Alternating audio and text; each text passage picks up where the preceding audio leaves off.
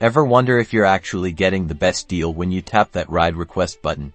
Today, we're putting Lyft and Uber head-to-head to see which one is really cheaper. We'll conduct a real-time price comparison for the same ride.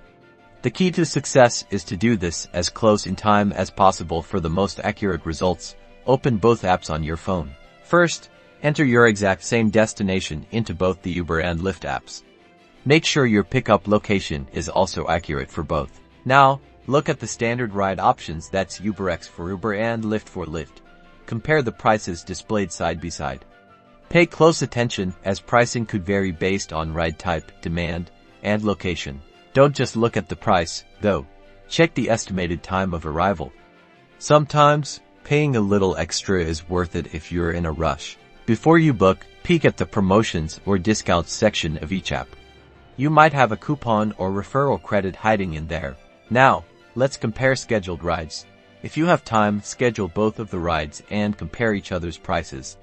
Schedule rates may be higher based on the demand. So, is Lyft cheaper than Uber? It depends. Prices fluctuate, so always compare before you ride. That's how you get the best deal.